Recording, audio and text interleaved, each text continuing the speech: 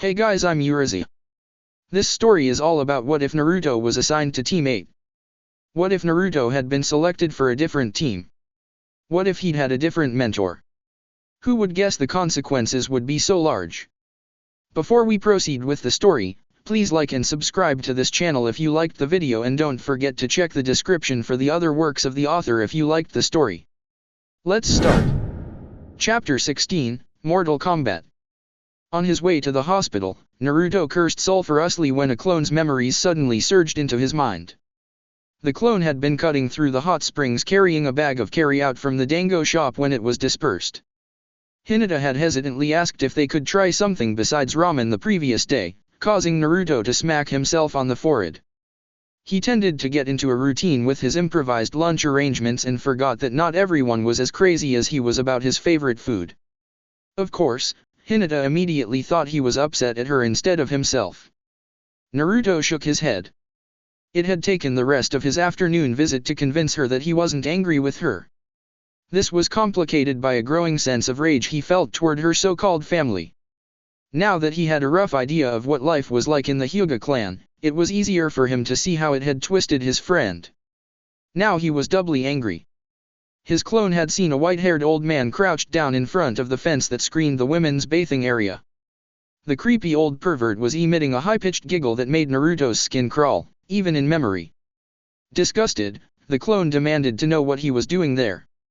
No sooner had the words left the ersatz Naruto's mouth than there was a loud pop, and the old pervert was now facing him, sitting on top of a massive orange toad.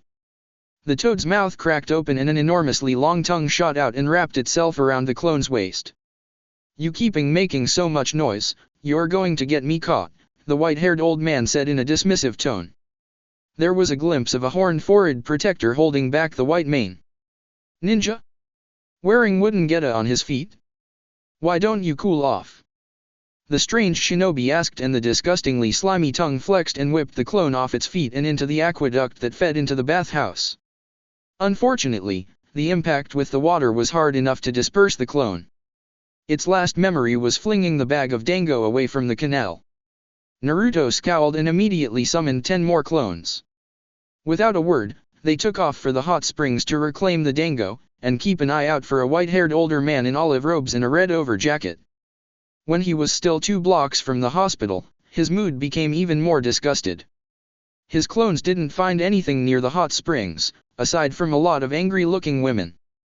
Of course, one of them assumed the green-clad boys were there to peep as well, and they'd been attacked and dispersed before they could ask a single question.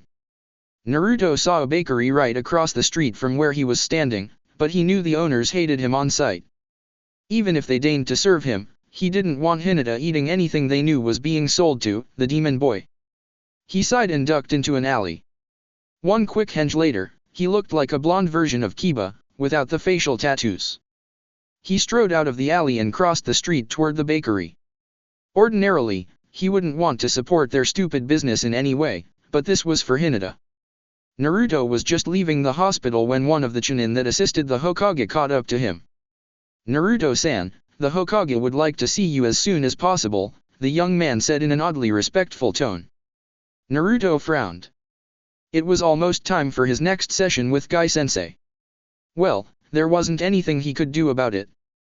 He created another clone and instructed it to find Gai-sensei and tell him Naruto had been summoned to the Hokage's office. Naruto turned back to the chunin, who looked slightly disconcerted, and simply said, "Let's go." The chunin set a brisk pace, but Naruto wished they could get there sooner. He had no idea what Gai-san wanted, but the way this day had gone so far, it probably wasn't good. At least Hinata had liked the sweet bean buns. Sakura stared after Naruto and the chunin as they hurried down the street. Ino had to elbow her twice to get her attention, which almost sparked an argument. The word Ino-pig was about to leave her lips when she caught herself. Rebuilding a relationship with her former best friend was more work than she'd imagined. It was a little disturbing how ingrained some of her more aggressive reactions had become. It was one thing to realize that you weren't a very nice person, but doing something about it was quite another. Instead, she made an effort to smile at her old friend. Ino returned it, a little tentatively. "Was that Naruto?" the blonde asked. Sakura nodded. I think so, she answered. Ino frowned. She seemed a little ambivalent where their former classmate was concerned. Not that Sakura had much room to talk. Things had been simpler at the academy. Uzumaki Naruto was the class clown and an incessant prankster. He was really irritating, but it was also reassuring, in a way. You could always predict what he'd do in a given situation. It was always ramen this or Hokage that. He was safe. Sakura had seen another side of him during the exams. His advice to Lee was something that still stung in her memory, mostly because it was true. Then the terrifying fight against that grass ninja, when Naruto's team jumped in without hesitation. Even worse was the attack by the Sound Genin team, and the terrifying auras enveloping Naruto and Sasuke when they woke up. However, the biggest shock of all was during the preliminary matches. She'd wanted to cringe when Sasuke had brought up Hinata's defeat. Even if it was a valid tactic, it dishonored someone that had fought to defend him when he was unconscious. But she hadn't even had time to make a face before Naruto had decisively ended the match. Where was the class clown now? Sasuke refused to talk about the match, even after the bandage was removed from his jaw. But when a disappointed-looking Kakashi-sensei announced they were starting extra training sessions, Sasuke threw himself into the lessons with a disturbing intensity. I heard he goes to visit her every day, Ino said in a faint voice. Who? Sakura asked, jolted out of her reverie. One of the ladies visiting the shop complained that she's seen him at the hospital every day this week, Ino clarified. He must be visiting Hinata. That was rather nice, Sakura concluded. She wondered if Sasuke would visit her in the hospital if she had been injured. She shook her head after a moment's thought. No. No, he wouldn't. Not if he had the option of training. Sakura made an effort to change the subject and turned to Ino, asking her if Koji or Shikamaru were nervous about their upcoming matches. Listening to her old friend rant about her teammates was a balm to uneasy nerves. It was good to have her back. Kurenai had just finished summarizing her notes when the messenger from the Hokage arrived. She took the message from the young Chunin with a nod and opened it. It was a polite request for her to report to the Hokage's tower at her earliest convenience. On an impulse, she decided to take her notes with her. She had little doubt the hidden Sanjin hierarchy would come up in their discussion and she might need to reference the reports she'd gathered. She knew the Sanjin hierarchy had been under close surveillance since she'd made her original report, but he or his Jonin sensei must have sensed the Watchers.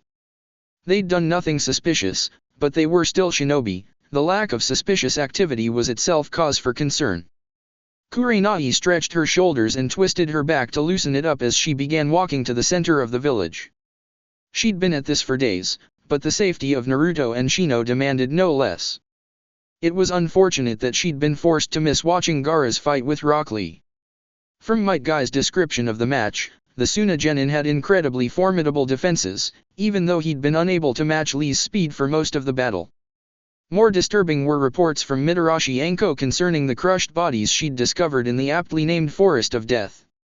The cause of death was catastrophic blunt trauma, though the masses of sand filling the crushed victims' noses and throats would have killed them almost as quickly.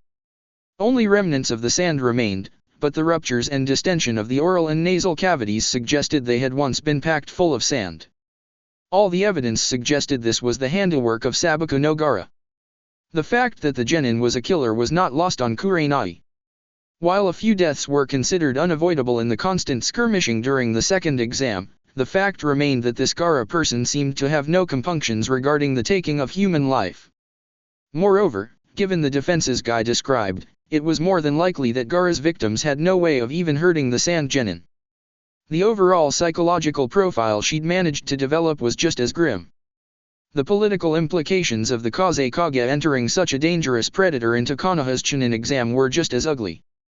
However, that was the Hokage's job to evaluate. Hers was to get him the most accurate information possible. Kurenai had just gone over her data on Gaara when Naruto arrived. Hokage-sama, sensei, Naruto greeted them with a polite bow, before quietly sitting in the other chair. Kurenai raised an eyebrow, wondering if she was being set up for another prank. Then she noticed out of the corner of her eye the old man's expression of stark disbelief. Maybe the joke wasn't on her this time.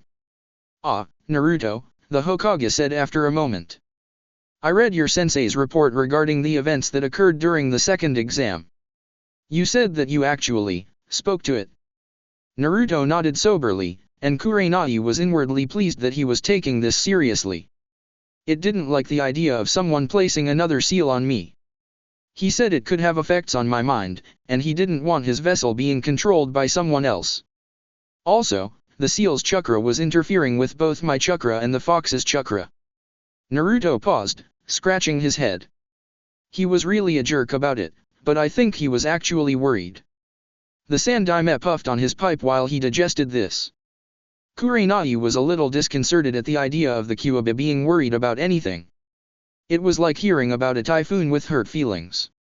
And you were able to remove Orochimaru's seal by forcing your chakra into it. Naruto nodded. Mine, but mostly the fox's chakra. It hurt, right up until the stupid thing exploded, her student explained, unconsciously clutching his right forearm. It's sort of like when you get a really infected pimple, so you squeeze the skin around it until it pops. It hurts the worst right before it explodes all over dash. Yes, thank you Naruto. Kurenai said quickly. She'd had her share of blemishes when she was younger, and had no desire to be reminded of all the gory details. No matter how apt a metaphor it might be. She glanced quickly toward the Hokage, but the old man was merely nodding thoughtfully. As the seal has worked constantly since you were a baby, the steady flow of chakra no doubt enlarged your coils, reinforcing them. That's why the pressure didn't rupture them. He nodded. Naruto, since then, have you noticed any changes with respect to the seal or your prisoner? Naruto shrugged, looking a little uncomfortable. Not really. Sometimes I feel the red chakra a little easier when I'm mad at something, but I think that started before the Chunin exam. The Hokage nodded gravely. That doesn't sound too bad, Naruto, provided you keep your temper under control. I know you didn't ask for this responsibility, but you need to make sure there are not any accidents. Kurenai knew the Hokage was definitely hinting about the upcoming finals, but hoped he didn't press the point. Hyuga Neji's behavior during his match with Hinata was just short of criminal, and her student's desire to return the favor was not something she disagreed with. On the other hand, if Naruto did get out of hand, some might seek to use that. Still, better to not belabor the point, or else Naruto might think they were more interested in protecting the Hyuga prodigy. Fortunately, the Hokage was satisfied with Naruto's quick nod. I've also asked a former student of mine to return to Konoha. With all the people looking for him, I actually expected him before now. Apparently he was delayed. In any event, Jiraiya is an expert on seals, and he helped the fourth develop some of the techniques that went into the seal placed on you, Naruto. He is probably the person most qualified to make sure the seal hasn't been damaged in any way. Kurenai's eyebrows lifted when she realized who the Hokage was referring to. There was a knock at the door, and one of the Chunin guards stuck his head inside. Jiraiya-sama is here, Hokage-sama, he said in a quietly reverent tone. From what little Kurenai had heard about the Hokage's legendary students, known throughout the land as the Sunin, it was more than merited. After a nod from the Hokage, the door opened all the way and a tall, broad-shouldered man strode into the room. He wore dull green robes over a mesh shirt that she could see glimpses of at the neck and wrists. On top of everything else he wore an oversized red vest with a yellow circle over each breast. Archaic wooden Geta clacked on the floor, but his stride exhibited the steadiness that spoke of long experience wearing them. The white hair suggested age, but his face was for the most part unlined. Kurenai estimated him to be in his 50s, a most dangerous age for shinobi. Without the energy of youth, some shinobi were content to slow down at that age, to take things easier. The more serious ones refused to concede anything to the passage of years, possibly even intensifying their training regimen. While maybe not as resilient as they once were, they stayed every bit as strong, and their accumulated experience made them far deadlier. Yuha Kurenai did not need to guess into which category this man had fallen. She almost unconsciously straightened her spine. This was obviously a man worthy of respect. The fact that he was casually munching on a stick of dango only reinforced this impression. Not many would be comfortable acting so casual in the Hokage's office. Though she understood that Naruto was an exception to that rule. As if on cue, she heard her genin erupt in sputters of outrage. "You no good bastard thief!" Naruto shouted, jumping up from his chair. "Naruto!" Kurenai snapped, too shocked at his reaction to do much more than gape. "He's still eating the evidence." Naruto snarled, pointing a finger in the man's face as he consumed the last of the sweet treat. "I bought that for Hinata-chan." He added angrily, as if that made it even more contemptible. Kurenai frowned. Jiraiya cocked his head and peered at Kurenai through hooded eyes. "Isn't he a little young for a girlfriend?" he asked. Naruto's shout of protest was ignored with a wave of the Sunin's hand. "I just kept it from going to waste," Jiraiya replied casually, picking at his teeth with the dango stick. "Your clone shouldn't have been so rude. Are you normally too lazy to run your own errands?" he asked curiously. Naruto was red in the face, fists clenched, and emitting more than a small amount of killing intent. Kurenai was about to say something when she watched him visibly gather himself, opening his fists and closing his eyes until his complexion was back to normal. When he opened his eyes again, their normal blue tint seemed more like winter ice than summer skies. "My clone just wanted to know why you were peeping into the women's baths," Naruto replied in an icy tone. Kurenai spun toward Jiraiya, vaguely aware that there was now a kunai in her hand. "Is this true?" she asked in a deceptively mild voice. Out of the corner of her eye, she saw the Hokage massaging his forehead with a pained expression. "Of course not." Jiraiya blustered. "I was doing research." "Research on what?" Kurenai asked calmly. Spying techniques. That's part of my cover, you know. No one takes a drunken old lecher seriously, so I can gather a lot of information with no one noticing." By the end of his explanation, he was clearly on a roll, chest puffed out and chin up. "I'm willing to make any sacrifice necessary to serve Konoha, for I am Miyabuku Mountain's monk of the Toad Spirits, also known as the Toad Hermit." With that he struck a dramatic pose that made Kurenai roll her eyes. This was the Hokage's expert. "Jiraiya has sent back quite a bit of information," the Hokage said in a strained voice. It didn't escape Kurenai's attention that he hadn't commented on the rest of his former students' claims. "I expected you at least a week ago," the Hokage continued, directing his attention toward Jiraiya now. "What delayed you?" "Well," Jiraiya began, grimacing as he stretched his neck until it cracked, "someone had the brilliant idea to send this kid out to the border with Earth Country. I heard a few rumors as I was coming back and decided to chase them down. A renegade faction in Iwagure was putting out word they wanted to hire missing nins for an assassination within Konoha. Normally, that would require a bank full of Ryu, but since the target was only a genin, some of the more desperate mercenaries were getting interested." The Hokage scowled fiercely. "This is getting completely out of hand," he said. "Has something been done about them?"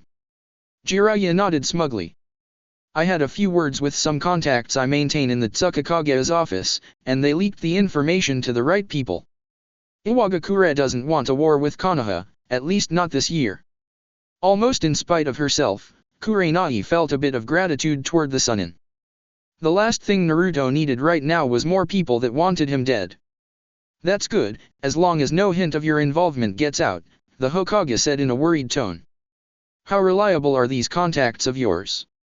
"Very," Jiraiya answered. "They know I'm using them to some extent, but exposing this faction furthered their own interests as well. Besides, they are big fans of my work." "Ah," the Hokage replied in a careful tone. "That's useful, I suppose." "Fans?" Kurenai asked curiously as she slid the kunai back into its concealed sheath. "Of my great literary works," Jiraiya responded in a grandiose manner. "Humph," Naruto grunted.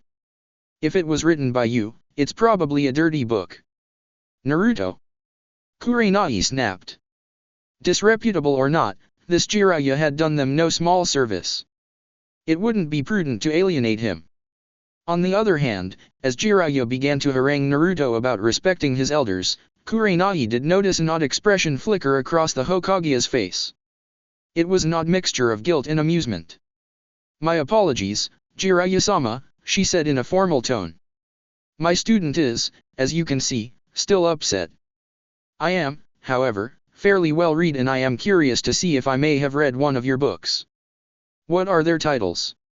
I'm about to publish Icha Icha Paradise, Volume 7. Jiraiya announced proudly, ignoring the frantic waving of the Hokage's hands. The books with the orange covers?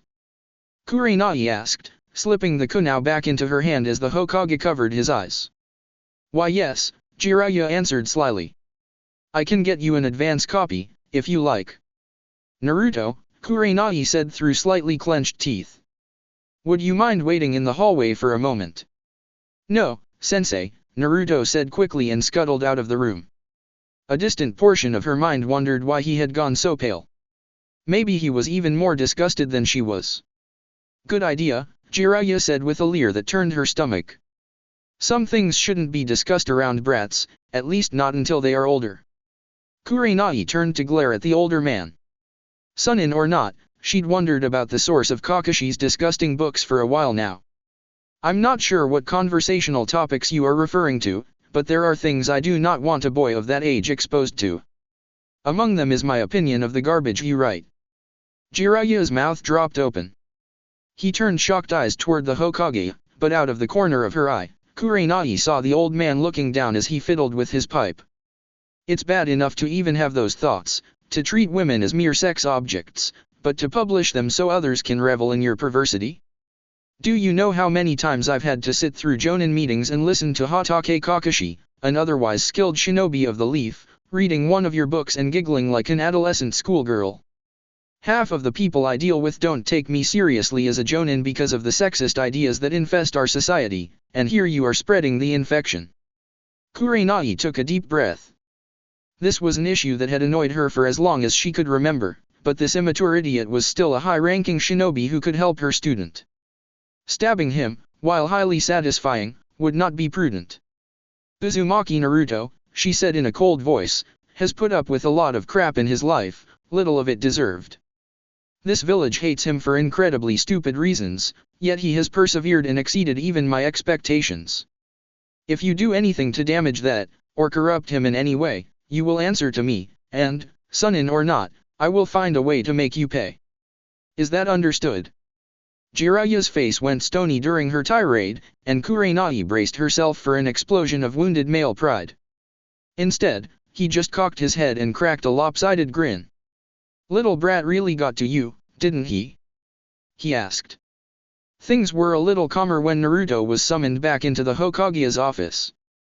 While it was a relief to feel the tension was mostly gone, he was a little disappointed to find the old pervert unharmed. He didn't even want to think of what Kurenai-sensei would do to him if she caught him peeking into the women's baths. He wasn't even sure she had realized that she was holding a kunai in her hand, but the fact that the hand in question had been at waist level had made quite an impression on him. He was slightly self-conscious when the Toad Hermit told him to take off his jacket and t-shirt. If Kurenai-sensei and Hokage-sama weren't there, he might even have bolted. Who knew what kind of sick stuff the old pervert might be into? It didn't help that this Jiraiya guy couldn't keep from making comments once he was naked from the waist up. Damn, don't they feed kids here anymore? He asked with a smirk. It might help if he ate something besides ramen, Kurenai observed coolly. Naruto knew she was probably still irritated at this Jiraiya person, but now she was taking it out on him. Naruto's irritation spiked even higher when Jiraiya reached out and squeezed his bicep. Wiry, but he's still got some good muscle tone, the old man said speculatively. In addition to his normal missions and team training, he's been working with a taijutsu specialist, Kurenai observed. Very few shinobi train as hard as he does.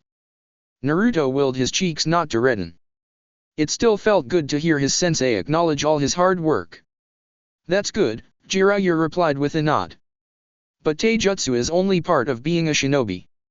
Taijutsu was an area that had been especially neglected by his instructors at the academy, Kurenai shot back. Improving that also improves the performance of his clones, which he is highly skilled with. I've also introduced them to basic jutsu of different types. However, given his situation, Naruto has experienced some unique challenges with respect to ninjutsu. Naruto frowned. Nah, sensei, I haven't blown up a tree in ages.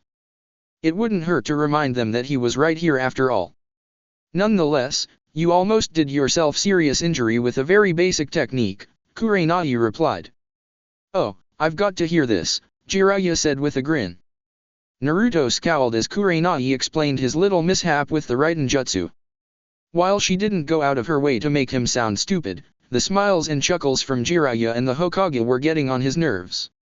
But the old creep looked thoughtful when she explained how Naruto had to consciously withhold chakra to keep from overloading his jutsu. Things may be farther along than I anticipated. Okay, brat, I want you to mold some chakra. Don't do anything with it, just mold it. Naruto did as he was told, but he almost lost his focus when Jiraiya leaned forward to stare at his stomach. Naruto looked down and saw the elaborate 8-lobed seal had become visible around his navel. Keep it steady, Jiraiya ordered as his eyes narrowed. After a while, the old pervert straightened up and told Naruto he could relax. It looks like everything is intact. None of the elements appear to be breaking down, but it's advanced a little farther than I expected. Advanced? Kurenai asked quickly.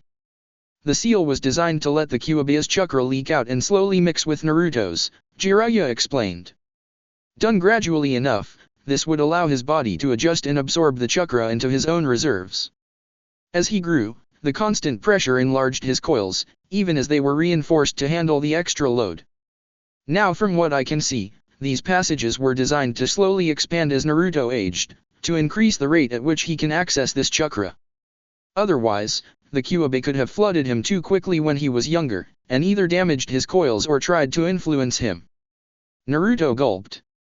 The passages are dilated more than I expected to see at his age. On the other hand, from what I can see his coils are also better developed, so it's still under control. You'd need to get a Hyuga or someone to seriously check out his coils, but I think the seal is adapting to Naruto's own development, the old man said with a grin. That has to be my student's finest work, he added, the pride in his voice unmistakable. You taught the fourth? Naruto demanded. The fourth Hokage, savior of Konoha, was taught by a pervert?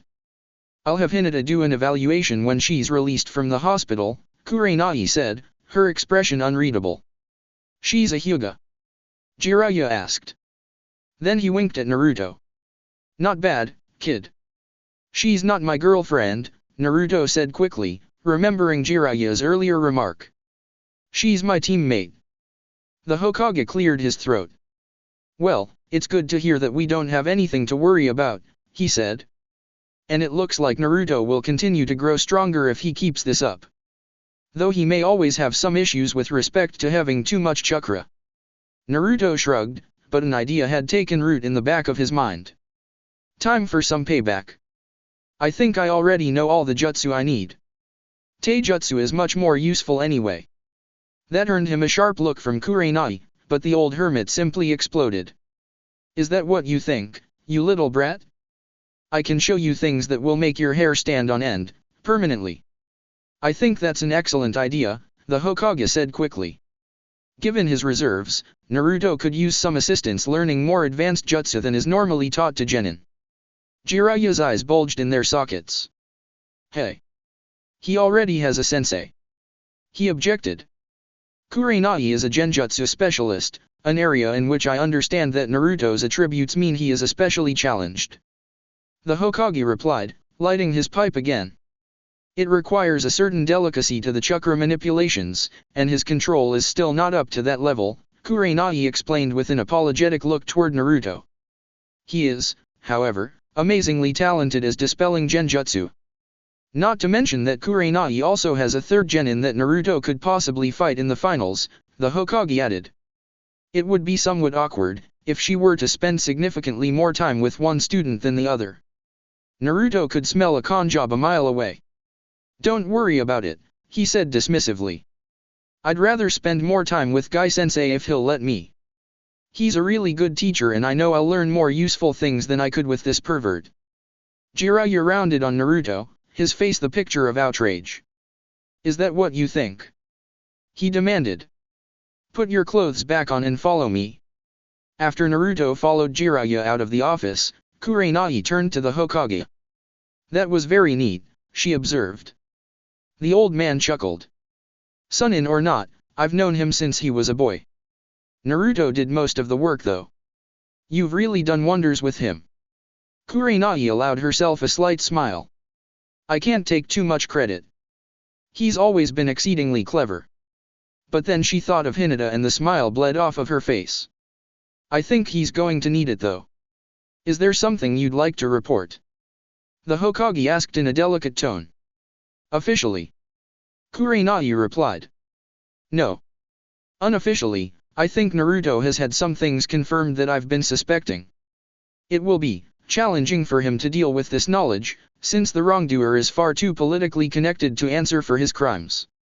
But that's just the way things are, isn't it? Better he learn that sooner than later. Her bitterness was unmistakable. She felt a flash of guilt when the Hokage winced. I can still open an inquiry, he offered, but with no new evidence, the outcome will be useless, Kurenai admitted. Worse, some will see this as politically motivated and use that against you. And if they discover that you were the instigator of the investigation? The Hokage added, letting his voice trail off. Kurenai frowned. Yes, that would be enough justification to demand she be transferred to another jonin. I think he'd do that just to spite both of us. If you can think of another way to address this, please let me know, Sarutobi added before taking a thoughtful puff on his pipe. I don't think there is, Kurenai said in a pained voice. And that's the lesson Naruto has to learn from all this. But I don't think it's one he will accept. By the time they quit later that evening, Naruto had to admit the old pervert knew his jutsu. He proved this by ordering Naruto to show him a technique he knew, and then had him stand back. After Naruto demonstrated Doton, Wana, causing a training log to sink a couple of feet into the ground, the toad hermit made a series of seals and exclaimed, Doton, Yomi Numa. Instantly, the ground fell away in front of the toad hermit, the hole filling with water. The so-called swamp of the underworld engulfed half the training ground, undermining trees, submerging equipment, and generally creating havoc. Naruto found himself drooling. He'd never seen anything so beautiful. He imagined using that on an unwary pursuit team chasing his friends and shivered. What were the seals for that one again? He asked in a reverent tone. In the end, they worked out a compromised schedule. Naruto continued working with Guy and Lee in the morning, had lunch with Hinata-chan at the hospital while she was still being treated, and then spent the afternoons and early evenings with the toad hermit. Jiraiya preferred that division, since he said he wasn't a morning person. Since Naruto always saw him heading off toward Konoha's Red Lantern district after their training sessions, he had a pretty good idea of why. Naruto was a little hesitant to tell Guy-sensei that he wouldn't be working with them in the afternoons anymore, but the minute Jiraiya's name left his mouth, Guy was most enthusiastic about the change. Naruto could only assume Guy knew the toad hermit, or at least of his reputation, which made Naruto begin to wonder about the old man. Maybe he wasn't as flaky as he acted, sort of like Guy-sensei at the hospital. In any event, he made the most of this more limited training time, fighting Rock Lee head-on, rather than trying to always outlast him. It was mostly pretty painful, but he did cherish the few times he managed to knock his friend on his butt. A couple of days into this new routine, Kurenai invited him and Shino over for dinner at her house. Naruto arrived at the small homestead, somewhat curious as to her purpose. He hoped it wasn't to talk about Hinata. The things she'd told him were said in confidence, and it wouldn't feel right to repeat them, even to Shino and Kurenai. Shino was just walking up to the front door when Naruto arrived. Superficially, the Aburame genin looked the same as always. However, Guy had been coaching him and Lee on how to evaluate an opponent's body language. Shino's stride seemed tighter, more controlled, and his center of gravity never deviated as he walked. Naruto didn't doubt that Shino's mother had really been working on his weapon skills. Shino acknowledged Naruto's wave with a barely perceptible nod before Naruto knocked on the door. Their sensei opened the door and showed them into her home. Naruto muttered the traditional pleasantries that Hinata had drilled him on as they walked to the Aburame household, but Kurenai merely waved them off. He looked around curiously. The house was comfortable, he supposed was the best word to describe it. The furniture was simple, but well maintained, and everything was arranged in an orderly fashion. There were a few pictures on the walls, mostly of an older couple he guessed were her parents. The only picture of his sensei was in a faded group shot that he guessed was her old team, along with a burly man who had to be Kobaru-sensei. Kurenai showed him and Shino into the dining room and gestured for them to sit down. Naruto was surprised to see the table piled with papers and scrolls. A few cardboard containers were piled haphazardly on a side table, but they did smell good. I picked up some takeout dinners from Moritake's, Kurenai explained as she passed them each a box and sat down. I figured we could eat while I go over my findings. Naruto carefully set aside his dinner and curiously opened the top folder on the pile in front of him. Inside was a stack of papers, topped with a picture of Hyuga Neji. And that pretty much sums up all the competitors in the Chunin examination finals, with 2 exceptions, Kurenai said as she concluded her presentation. Naruto and myself, Shino replied. Yes, Kurenai agreed. She was pleasantly surprised at how attentive her audience was. There was something to be said for mortal peril with respect to sharpening one's focus. I assume the two of you know each other fairly well, so that would be wasted effort. Furthermore, these reports contain a fair amount of speculation and guesswork on my part, based on the available data. And you do not wish to inadvertently compromise anything either of us has told you in confidence, Shino added. Naruto nodded. No doubt his recent conversations with Hinata had made him especially sensitive to such concerns. That is correct, Kurenai confirmed. Naruto shrugged. I won't do anything to kill your bugs, Shino. It would be inappropriate for me to expect you to hold back, Naruto, Shino replied, straightening his dark glasses. Naruto grinned. You told me they can't really drain my chakra too well. They keep getting full and falling off. I can utilize them to consume flesh as well as chakra, Shino informed him. The former, however, is not usually necessary, and the utilization of anthropophagus techniques against nominal allies is contraindicated for a rank progression match. Naruto made a face. Are you trying to get the tent to yourself, next time we go camping? Kurenai cleared her throat very loudly. I want both of you to do you best, she told them, but I also do not want to see either of you inflicting permanent injuries on each other. Is that understood? Naruto nodded. I'm saving all that for Neji, he declared with a wide grin. Shino adjusted his glasses again. The repeated gesture betrayed his agitation to anyone who knew him well. Kurenai wondered if she should ask him how he felt about the match UPS for the final. He wasn't visibly distressed that Naruto would get to fight Neji first, but sometimes she wondered. After a moment, Shino spoke again, if I am overmatched in one of my fights, I will endeavor to drain as much of their chakra before I am defeated. This should help you if you face them afterward. Naruto scratched his head. Thanks, he said after a moment. If I get into the same situation, I'll try to hit their legs if I can and slow them down for your bugs to catch. Kurenai sighed. I suppose no one can blame you two for that, she said. Then she began gathering up the notes she'd gone through. Both of you take your copies home with you. I'd be very careful about letting anyone else see them, but you should make a point of memorizing all the pertinent details. Shino had already organized his reports neatly into the file, but Naruto had let his papers spread out.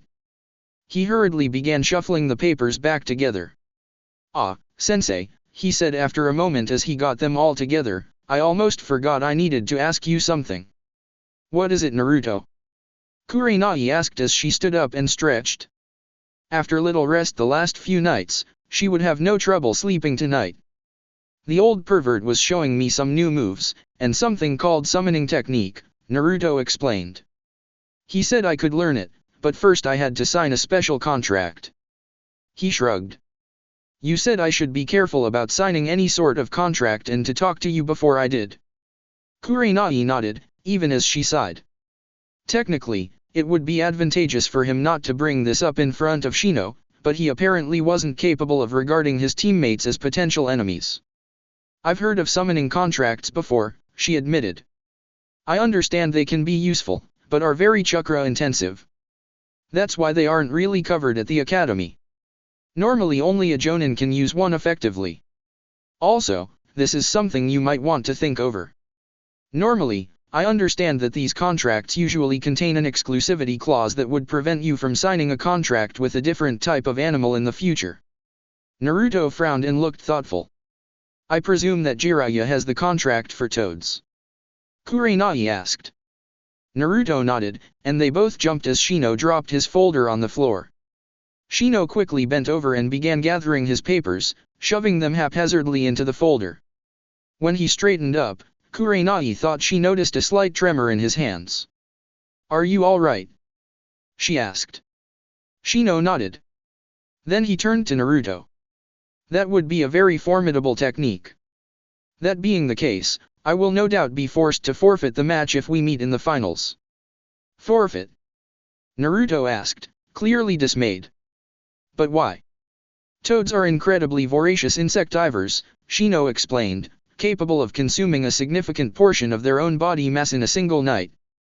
If I attempted to use my Kikai Jutsu around them, I would stand to lose significant portions of my colonies in short order. Even if I were to defeat you, I would be effectively crippled in the process. Oh, Naruto said. However, you should not let that be your sole decision criterion, Shino concluded. As this should remain between you and Kurenai-sensei, I will bid you both good evening. With that, Shino left, and Kurenai wondered if it was her imagination or he was walking a little faster than usual. She shook her head and turned back to Naruto. If you'd like some more information, I'll see what I can find at the library. Naruto shook his head. No way am I signing that scroll now, he declared. Kurenai merely raised an eyebrow and awaited his explanation. The old pervert was showing off when he demonstrated the technique, Naruto began. Some of those toads are really big. I wouldn't dare try using them when we're on a mission, one of them might eat Shino, just to get all his bugs. Kurenai blinked. I see, she said. That was definitely a novel reason not to learn a new jutsu. She only hoped Naruto didn't later regret his thoughtfulness. The day of the Chunin examination final matches dawned bright and sunny. Naruto stood in a line with the other competitors as the Hokage made a speech from the Kage's elevated platform welcoming all the spectators. Things had gone well the last couple of weeks. Though disappointed about the contract, Jiraiya had still shown him some cool jutsu. Guy and Lee had his taijutsu at a level he'd barely imagined being capable of. Best of all, Hinata wasn't in the Dem hospital anymore. After 3 weeks of convalescence, she was released with a long list of exercises she needed to perform. Though the rupture was healed, these exercises were vital to ensure the pulmonary tissues healed without excessive scarring or loss of elasticity. More importantly, since the injury was sustained in the course of her normal duties, Kurenai-sensei directed Hinata to stay at her home until she'd fully recovered. This allowed the Jonin to supervise Hinata's rehabilitation and make sure she was fully recovered before returning to active duty. At least, that was the official explanation. Naruto couldn't deny the palpable relief he felt when Hinata told him about Kurenai's offer, but the joy on his friend's face ignited a spark of anger as well. It wasn't right that she should feel this way, that she'd rather train forever and never see her family again. Almost against his will, he felt his eyes cutting over toward Neji, standing beside him. The Hyuga prodigy's face seemed almost inhumanly composed. Naruto knew he'd have to do something about that. After the Hokage was finished, Hayate walked out in front of them, looking as sickly as ever. He coughed once before speaking. All right, as most of you know, the rule for these matches is that there aren't really any rules. You fight until you are dead, knocked out, or surrender. Another cough. But if I decide the match is over, it's over. Understood. Naruto wondered if it was his imagination or Hayate's glare seemed to fix itself on Neji and Gaara more than the rest of them. Okay, the first match is Uzumaki Naruto and Hyuga Neji, Hayate continued. I want the rest of you to go back to the waiting area until your matches are called. The other 6 genin slowly filed off the field. Most of them were expressionless, but Shino and Naruto managed to share a quick nod before the Aburame boy left. The unspoken message was clear to Naruto. Kick Neji's ass. Umino Iruka made his way gingerly through the stands as the competitors were gathered on the field. He had no desire to trip and bump into some visiting dignitary. An international incident would not look good on his next performance review at the Konoha Ninja Academy. Normally, he would sit with the academy instructors or the other Chunin and Jonin attending the finals. This year found him sitting in more rarefied areas, wearing a fine kimono purchased with some of his recent winnings. Sartorial finery wasn't really his thing, but it was necessary for him to fit in and get close to his targets. It was odd to apply the things he taught to something that most definitely wasn't a mission. Almost reflexively his fingers brushed across the heavy purse belted to his waist.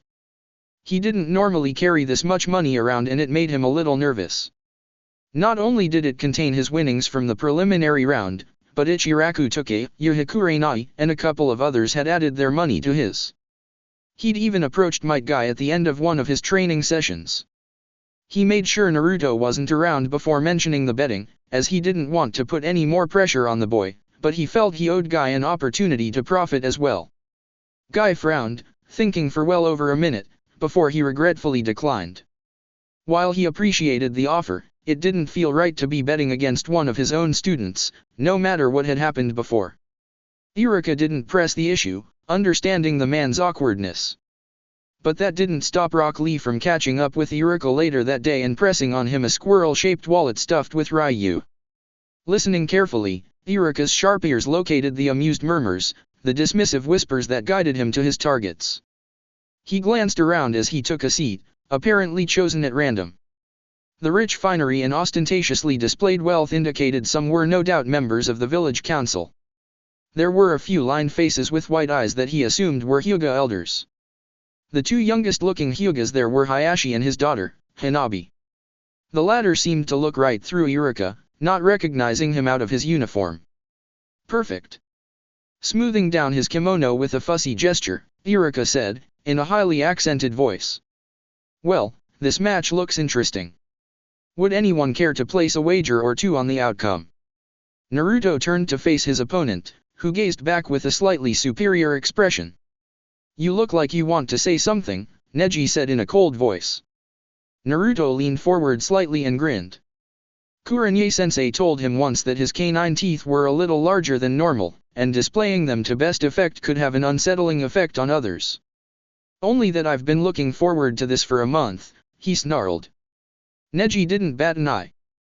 Given our relative capacities, that is a foolish desire. Foolish or not, Naruto said, I will defeat you. He tensed a little as Hayate said to start and he saw Neji's Byakugan activate. You may honestly believe you have a chance against me, Neji said. But I will also see your face when you realize the truth of your situation. You're not the first person to think that, Naruto scoffed, and I doubt you'll be the last. Wherever he is, your father must be very disappointed. That last barb sailed right through Hyuga Neji's icy composure. The veins around his eyes bulged so far Naruto wondered if they might pop. For that, I will kill you, Neji snapped. Naruto shrugged. Hey, at least you have some memories of yours. And I don't take my grief out on someone who shares it. Fool. The last word was pure Shino speaking, but Naruto couldn't quite get the same contemptuous tone his teammate could. Are you two here to fight or talk? Hayate interrupted, sounding annoyed. My apologies, Hayate-san, Naruto said lightly. I just wanted Neji-kun to understand exactly why I'm going to beat him like a drum. With that, he formed the familiar ram seal and cried out, Kage Bunshin no Jutsu. A dozen clones surrounded Neji and immediately began to charge at the Hyuga. He spun and dodged, avoiding all the attacks and exploding clones left and right. His Jiyuken is pretty good, isn't it? Naruto asked Hayate in a conversational tone. Hayate just turned to stare at him. Naruto frowned. Maybe he thought this was a distraction so he could cheat. Then Naruto remembered there were no rules anyway. He shrugged. He's not as graceful as Hinata-chan, but his strikes have more power behind them. He sighed as the last of the clones was dispatched. But Jiyuken isn't everything, is it? With that, Naruto sprang away from Hayate, hurling a brace of kunao. Neji dodged them with unerring precision, moving his body just enough to make them miss. Neji responded with his own volley of kunao. Naruto dodged all but one of them. That one he caught and threw back with a mocking smile. Neji moved in, closing the distance. At least you recognize your limitations, he said with a sneer. Everyone is born with a certain degree of talent, and that does not change. Struggling against your fate is futile. You do not have the ability to defeat me, so you do well to keep your distance. Is that what the Hyuga genius thinks? Naruto snarled as he charged. Hinata let out a gasp as she saw Naruto abruptly switch tactics. Kurenai-sensei wasn't sure she was up to watching the finals, but Hinata insisted she was fine. To prove the point, she even performed the prescribed daily breathing exercises 3 times yesterday to show she was fit. The idea of not watching Naruto fight was simply unacceptable. However, watching the match was surprisingly difficult for her. Of course, she wanted Naruto to win, but she also didn't want to see Neji killed. So much had been taken from her cousin, it didn't seem right that he lose everything else. But she couldn't ask Naruto to hold back either. Not when she didn't think Neji would hesitate to hurt her teammate. In a way, it was a relief when Naruto insisted she explain about the Hyuga clan. Not only did it give her a warm glow when he insisted there was nothing wrong with her, but it also allowed her to explain about Neji and his resentment of the main family. He'd lost his father to protect her father. Showing anger toward her father simply wasn't safe, not with the seal on Neji's forehead, waiting to be activated. So she was the logical target for his rage. Kurenai, fortunately, hadn't heard her outburst. Sensei's attention was solely focused on the match, which shamed Hinata a little. She knew Kurenai was too disciplined to let random thoughts distract her from things. That was an example she should work harder to meet. You are just as foolish as I thought, Neji said as he ducked under Naruto's kick and countered with a palm strike loaded with chakra. Or are you anxious to meet your fate? Naruto executed a spinning block he perfected sparring with Hinata. His left palm slammed into Neji's forearm, well behind the chakra spike, turning the strike aside. There is no fate but what we make, he replied with a tight grin. Continuing the motion, Naruto spun completely around and his right heel only missed Neji's ribs because the Hyuga genius leapt backward. I learned that one sparring with Hinata, Naruto informed him with a grin. You haven't seen the true power of Gyuken, sparring with that weakling, Neji sneered. Naruto's fragile rein on his temper cracked with an audible snap. She's not a weakling, asshole. Naruto screamed and charged. His fist grazed Neji's jaw right before a Gyuken strike speared through his shoulder. Damn it, Naruto growled as he somersaulted backwards. Ignoring the burning agony in his shoulder, he straightened his back at the right moment to launch himself backwards into the air. Neji's follow-up blow struck the uncaring ground, rather than Naruto's spine. Naruto was done playing with this idiot. He hit the weight release catches and arched his back. As his rotation slowed, Naruto abruptly bent at the waist, snapping his arms and legs together and launching the weights like missiles. The momentum they imparted sent his much lighter body flying backward like it had been shot from a cannon. He stuck to the wall using chakra and looked down at the arena floor. Only one of the chakra-enhanced masses struck the target, much to Naruto's disappointment. But that one was enough to send Neji rolling across the arena. The rest had cratered rather impressively into the ground, kicking up a cloud of dust that had hate coughing again. Neji climbed to his feet, not looking as battered as Naruto might have hoped. Of course, if he wasn't pretty damn good, he never would have beaten Hinata-chan. More tricks. The Hyuga called out angrily. Is that what you learned from my cousin? He sneered. Useless tricks like this. Naruto jumped down to the arena floor. If it was useless, then how did you get knocked on your ass? He asked. He bounced lightly on the balls of his feet.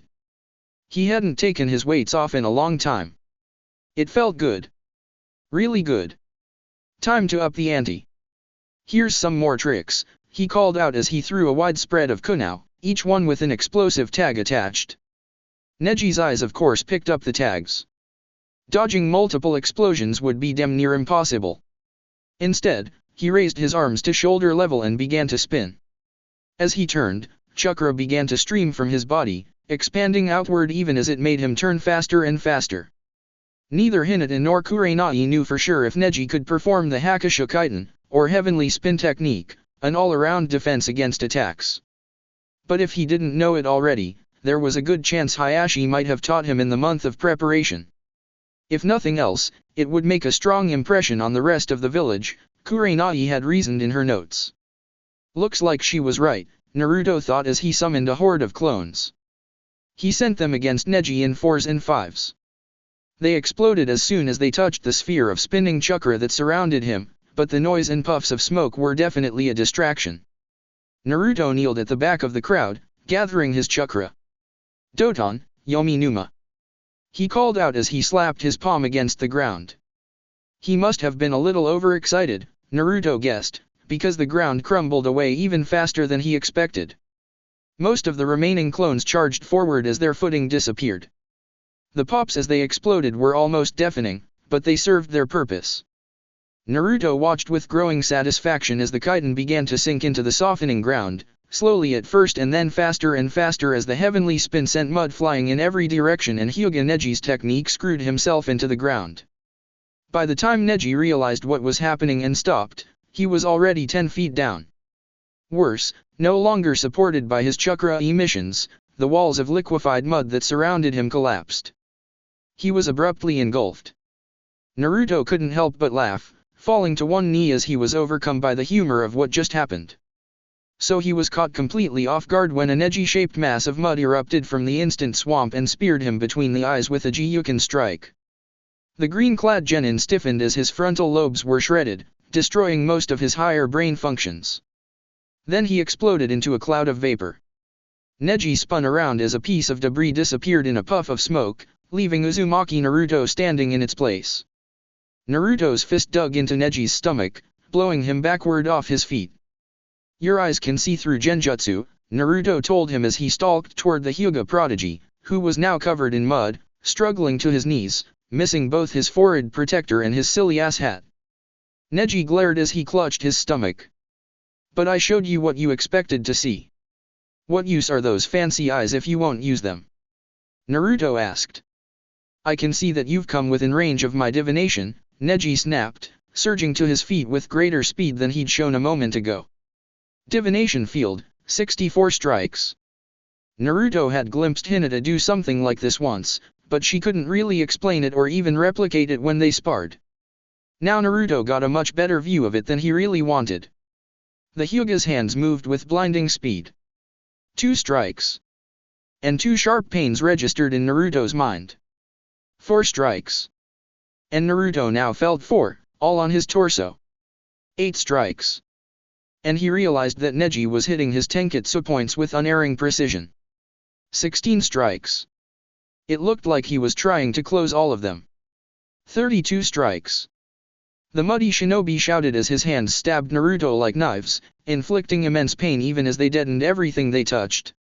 64 strikes. And Naruto flew backwards from the storm of chakra strikes, landing in a heap on the ground.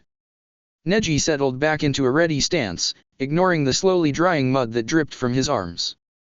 I have closed all the tenketsu on your body, he announced, and thus your fate is sealed. This fight is over. Naruto grunted and got his knees under him. Mortifying, isn't it? Neji asked in a contemptuous tone. You are on your knees before a power you cannot defeat, discovering just how truly powerless you really are. Your conviction that working hard will change things is only an illusion. Both for you and my cousin. Up in the stands, the sudden quiet that had fallen after the fight's surprising conclusion made Neji's words audible to Hinata. She was already dismayed by the mastery of advanced Gyuken technique Neji had demonstrated, and his cruel words only made her feel worse. Now Naruto would know the bitter sting of defeat. Would it change him? Would he blame her? Just thinking those thoughts made something twist, deep in her stomach. This wasn't right. She leaned forward, fingers digging into the flesh above her knees, willing Naruto to get up. To win. Is that what you think? Naruto gasped out as he painfully climbed to his feet. He was rewarded with the barest flicker of doubt within the white eyes of the Hyuga genius. Don't you realize this is futile? Neji asked. You're just going to get hurt worse if you continue. Do you think I can just walk away from this after what you did? Naruto demanded. After what I did? Neji shot back. Do you know what they did to me? Neji's normally restrained voice grew rough with uncontrolled emotion. He swiped the mud from his forehead. This seal controls my fate, just as it did my father's. He died in place of the clan leader to keep the peace with Kumo. I know about that, Naruto replied, narrowing his eyes. Hinata's father killed the man who kidnapped her, but is it her fault that happened? Maybe her father should have disabled him instead of killing him. Maybe it would have been better if we went to war with Kumo if they are going to do things like that. But the only thing Hinata has to do with your father or your seal is being born. Naruto straightened and took a deep breath. But you refuse to see the truth of that. So I'm going to have to beat it into you. He let out a harsh cry as he surged his chakra. Uzumaki Naruto was used to reopening his tenketsu. Doing that was a normal consequence of sparring with Hinata. But he'd never had to open all of them at once. In doing this, he discovered two things. 1. It hurt like hell. Normally, he was used to a small twinge in his chakra coils from the back pressure. This felt more like someone rammed a utility pole through them. The second was that pushing out that much chakra all at once, when it was suddenly released by the point's opening, was pretty noticeable. Hate, who'd been edging closer, obviously wondering if he needed to stop the fight, was bowled over. Neji, who was standing a lot closer, went airborne. Of course, the Hyuga managed to control his descent, landing lightly on his feet. But when he turned to face Naruto, his expression was clearly shocked.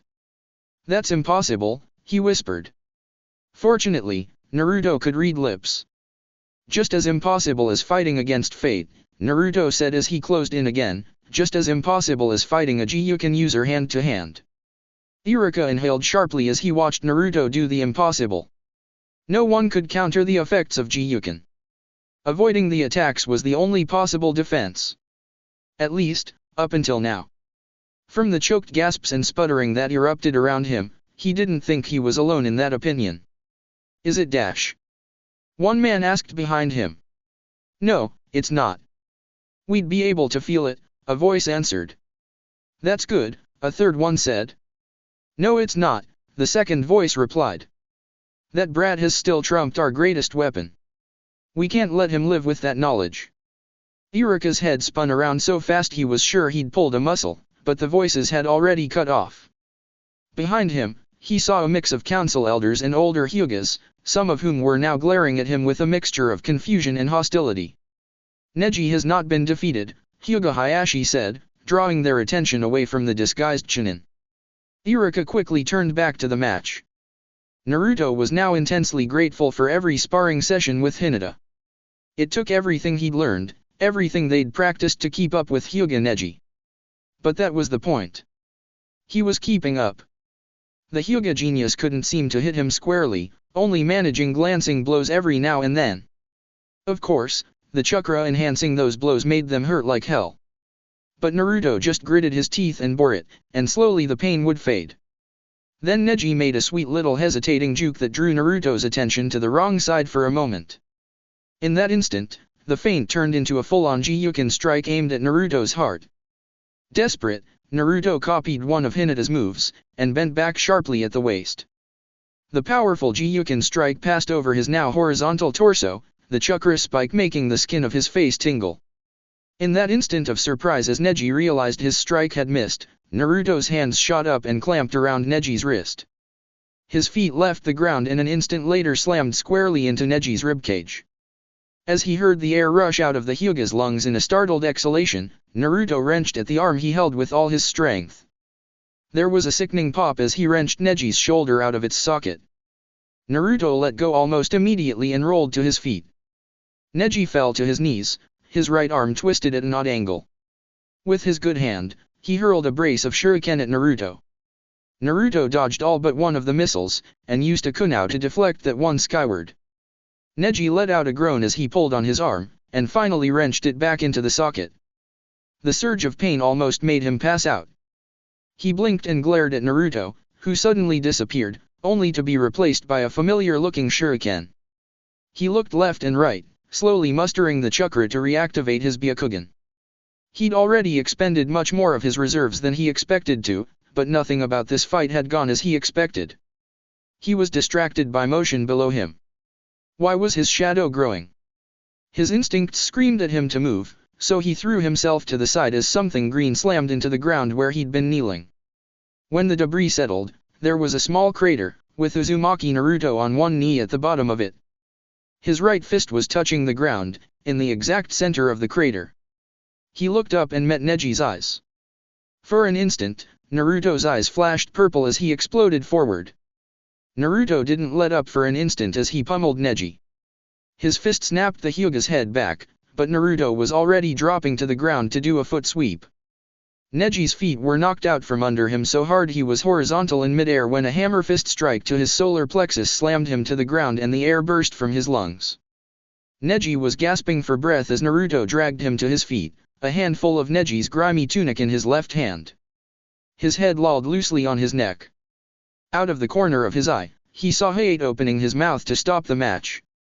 He drew back his right hand, the fingers curling into claws and red chakra surging around it like hungry flames. He ripped it across Neji's face as Hayate shouted for him to stop. Blood flew across the dirt as Neji was slammed to the ground. He didn't move. The match was over. Author's note. Thanks again to Runzamuk and Bibliophile for vetting this in short order after the last chapter. It's amazing how the words fly when you finally figure out how to make all the pieces fit together. And you can all thank Bibliophile for raising the issue of toads being insect eaters. That Shino freakout scene is for you, Joe. I wish people would do a little digging before they rush to correct me. According to Wikipedia, it's white chrysanthemums that are used for funerals, you even see some at the Sandaime's funeral in canon, not yellow. And for the people freaking out because of the events of this chapter, if all you wanted was a rehash of canon, then why are you reading fanfiction? I was surprised by the number of reviews for the last chapter from people distressed that I'm not doing everything just like the original. Some plot elements will be changed by the O-divergence, some will not. But I do have a plan, and I think the majority of you will like it. There is method to my madness. Moro questions. Hayate didn't die because the forewarned Hokage had Umbu watching the sand team pretty carefully. No late night meetings with Baki for him to stumble into and get pawned. Yes, that was a Terminator quote. It seemed appropriate. As always, my blog has progress meters showing how far I am in the new chapters. And the blog site now has forums for updates, questions, and sneak previews of upcoming chapters. Check out my profile for a link. And, now, as promised, the winner to Team 8 Omake contest number 2. All the entries were quite good, and longer than I anticipated. Kudos to all who participated. You can see all the entries on my forums. With no further ado, I present the winner, by TJ Chaos. Koji against Yorawi. Damn. I hope Koji does well, although it is amazing that he and the rest of the rookies got this far. Iruka thought to himself as he followed the other fortune out of the auditorium.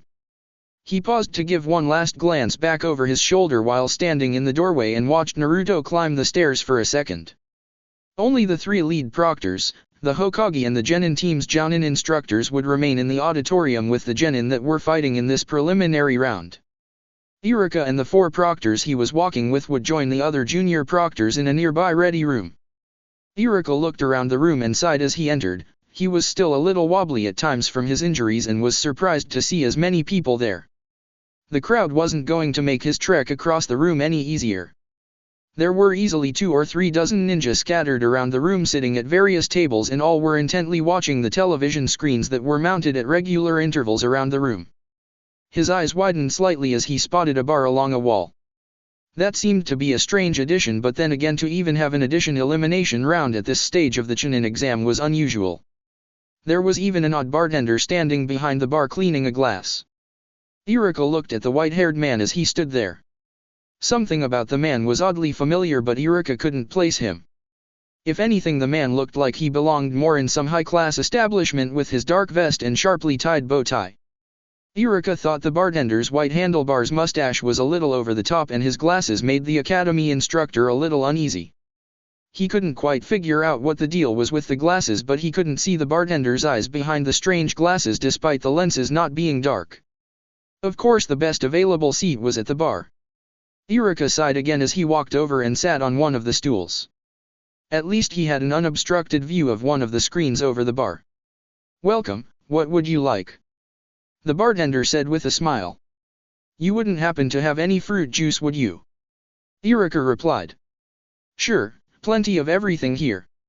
Although plain fruit juice is an odd choice with this crowd. I was recently released from the hospital, gotta hold off on any alcohol for a little while yet. Ah, that would explain it. Interesting exam this time around. Hard to believe so many Konoha rookies made it this far, isn't it? The tall man stated as he placed a glass full of fruit juice on the bar in front of Irika and nodded to the already started fight on the screen. There were quite a number of exceptional students in the last class. A little odd having a bar and bartender here, isn't it? Irika said as he took the glass, his eyes though never left the screen. Old Sarutobi asked me to be here. It was apparently obvious a few days ago that this round was going to happen and he wanted all of you guys to be served by the best. The strange man stated with a smile. Irika glanced around as he simply nodded to the bartender and noted there was some betting going on around the room. None of the bettors favored Koji, but at 3-to-1 odds there were several willing to wager a bit of cash on the young Akimichi. Doesn't look too good for the heavy-set kid. The bartender muttered as the fight progressed. Suddenly the sound from the televisions vanished. Irika thought he heard a very faint shit emanate from the various speakers, but it was so low he could have been mistaken. I think the heavy-set kid, as you called him, just won the match. Irika smiled at the bartender's puzzled look. Sure enough, in a surprisingly short time Hayate was declaring Koji the winner and called for the medic nins. The room was relatively quiet for the next round. There were some odd rumors going around concerning the genin team from Suna. Nobody seemed to actually know anything substantial about the young blonde woman facing Tenten. None of them cared to place any bets against one of their own, at least not when facing a foreign ninja tied to those odd rumors going around. As the two young women walked down to the lower floor, the only conversation that seemed to really be going on around the room was how impressed everyone was with the camera crews. It wasn't easy coordinating a few hidden cameras to the television feed well enough to capture the action on the floor well. Granted, they only had the one fight so far to judge, but none of them had any complaints. That conversation died out when someone mentioned that they were pretty sure that blonde Suna genin was 16 and the younger Chunin were suddenly watching the screen a little more intently. Irika snorted slightly in amusement at the change in conversation he was hearing. His slight amusement quickly died off as he watched Tenten's first attacks brushed aside as though they were nothing. His eyes widened slightly at how quickly Tenten was defeated, and there was plenty of muttering around the room at the end of the match to match his own surprise at the match. The room's attention switched to the television that always showed status board. It quickly the names of Aburame Shino and Inyazuka Kiba, and the room erupted in a flurry of betting. Everyone was betting evenly and Irika placed a small bet on Shino. He mused to himself that just a few months ago he likely would have bet on Kiba, but knowing their respective sensei and teammates, Irika believed that Shino now held the advantage. Kiba and Shino put up the best fight scene so far, and some of the Chunin in the room were actually cheering for whichever genin they had bet on. Still, the match was only a few minutes and Irika was tempted to roll his eyes at the reactions a few of his fellow ninja displayed at the sight of the two streams of Kikai that were moving from Kiba and Akamaru to Shino. As the board displayed the next fight, there wasn't any enthusiasm in betting on it. Apparently the Nara reputation for laziness was rather well known and dampened the betting. Irika himself didn't bet and was curious to see if Shikamaru would actually fight or if he would simply go through a few motions and withdraw. It was hard to tell with Shikamaru. Sometimes he couldn't be motivated to do anything, but occasionally, if there wasn't much effort required, he would rise to the occasion, well, sort of anyway. That fight was relatively quick as well. Irika stared at the screen for a few moments and wondered how many other people noticed that Shikamaru hadn't even moved from his starting position. Irika shook his head slightly and slowly at the rather stunning display of laziness, even though it was rather effective in this case. Irika felt as though a hand of ice suddenly grabbed his heart as he read the next two names. Neji against Hinata. There was simply no way this was going to go well. Once again the interest in betting died as the crowd of Konoha ninja grew silent and they all watched the various screens intently. Despite the Hyuga reputation of being the best fighters in the village, actually being able to watch one of the famous clan fight was rare. To be able to see two face off against each other was unprecedented. Factor in Neji's growing reputation as a genius and the fact that virtually nothing similar was ever said about Hinata effectively killed any betting. Iruka glanced around at several shinobi as they grumbled over the lack of any betting prospects for this fight. So far only the fight between Shino and Kiba had actually done anything to satisfy the urge to gamble that permeated the room. The room grew quiet as they all listened to Neji basically taunt and insult Hinata. The young man's harsh words caused Iruka to grind his teeth together. As the match really got started, the entire room grew quiet as they all watched. Everyone was stricken by silence at the raw intensity of the two young ninja as they fought. It wasn't long before they all clearly heard Neji as he smiled and told Hinata that she had lost. Although to most everyone watching, it had looked like she was the only one to score any sort of decent hit with that palm strike to Neji's stomach just before he claimed she had lost. Hinata's Byakugan faded and she pushed up her sleeve to reveal several small chakra burns dotting along her arm. "Whoa!" Shiranui Genma stated softly. "What?" Kamizuki Izumo asked. "Neji is correct, she's lost. He's shut off her ability to mold chakra.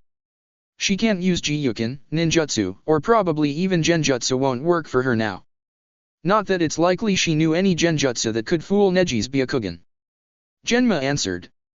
"But how, when?" Hagani Katetsu piped in. "It appears that Neji is even more gifted than his reputation made him out to be. We just witnessed a rather impressive example of the Hyuga Gyuken. It seems that he managed to strike and close her tenketsu not only fast enough for us not to see it, but judging by her reaction, possibly fast enough that Hinata didn't realize at first either." "Woe is right," Mizuku added. The fight quickly resumed, much to the surprise of many of the jounin and older chunin in the room. It didn't make sense for the young woman to continue fighting at this point, many of them thought. The low muttering going on around the room died away as the fight became even more intense and far more brutal than before. The silence continued, and it was surprisingly obvious that many of the people in the room were watching Neji with disapproval on their faces. Before long it was over and almost all of the previous looks of disapproval had turned to disgust. "So, any idea what was with the little blonde kid who pulled a kawarimi with that poor girl?" the bartender asked Iruka as the chunin scowled. "They're very good friends," Iruka said softly. He didn't think Naruto was going to take what happened to Hinata well at all. The next fight was announced, and this time the betting returned. Granted, the previous enthusiasm was gone, the last match had left a sour taste in everyone's mouth. Iruka winced as he watched Ino and Sakura walk to the arena floor. This was likely to be a rougher fight than what most would assume by just looking at the girls. As the blonde and pink-haired girls fought, the room began to liven up and the betting actually began to increase as the fight continued. A few moments later the room grew quieter as the two unconscious girls were removed from the floor and the next match was announced. Nobody had bet that the fight would be a draw, and the undertone of irritated muttering returned. Almost everyone was not only upset with the last stalemate, but they were all disappointed over the lack of any betting prospects for this match. After all, who in their right mind would bet on Naruto of all people in a fight against Uchiha Sasuke? Umino Iruka smiled. "So what kind odds can I get for Naruto?" Iruka stated calmly as he pulled a thick envelope out of his vest. For a brief moment almost everyone froze as they all eyed the well-packed bank envelope. That moment didn't last more than maybe a second before there was a mad rush to Iruka. "I'll give you 5-1. Suzume Namada called out. "I'll give you 8-1. Tobi Take Tonbo yelled out. 10-1. "I know the Uchiha clan well, and there's no way that kid can beat a Uchiha, especially Sasuke." Fun no Daikoku called out as he smugly crossed his arms for a moment before quickly pulling out his own wallet. "For 5%, I'll hold all the bets," the bartender said with a smile as more and more money appeared. "I've got several weeks' pay here and I'll put it all on Naruto," Iruka called out to the room as he put the envelope down onto the bar. Iruka eyed the bartender with a hint of suspicion as the man's hands blurred and Iruka's money was suddenly organized into separate piles coupled with corresponding piles from each person betting against Naruto. The bartender had even managed to somehow tag each pile with the appropriate name of whoever put up their money against Iruka's. "Pretty impressive," Iruka said to the white-haired man as he nodded to the well-organized bets. "Lots of practice placing bets and making drinks under pressure," the man answered with a broad smile. "So how come you didn't help out with any of the earlier betting?" Iruka asked as he watched more and more separate piles appear as the crowd flowed up to the bar and each person drifted back after placing their bet. All of that was too spread out and you're the only one betting on that kid. Trust me, you need a bit of help if you really want to bet all of your money like this and actually find enough people who have the cash on them to make good on 10-to-1 odds. The man continued as his hands maintained their blurred sorting action. Are you sure you really want to do this? I didn't think you suffered any serious head injuries when those missing nin grabbed Kano Amaru. Genma asked as he sat down next to Iruka. Definitely. What about you, not betting on the Uchiha? Iruka said with a rather large smile. Nope, I think I'll sit this one out. That blonde kid is full of surprises and after the first exam I wouldn't bet against him, certainly not at the odds you're getting anyway. Whatever Kurenai is doing with his training has really changed him.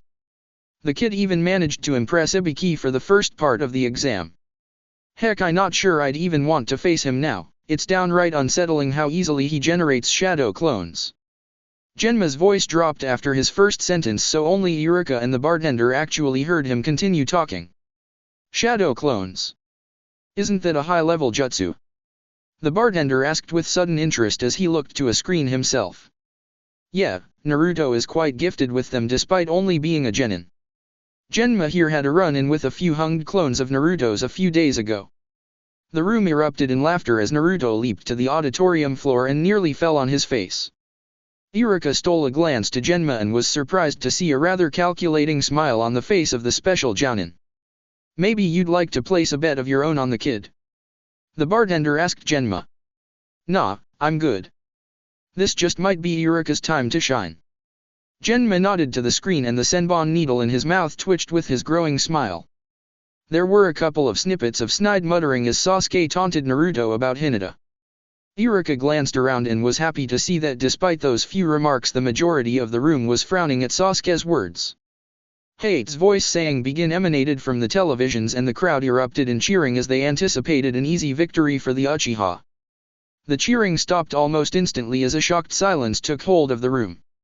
Exclamations of disbelief began to pop up around the room and Iruka smiled broadly as Naruto gave a dark glare towards the unconscious Uchiha before he turned and began to walk towards the exit.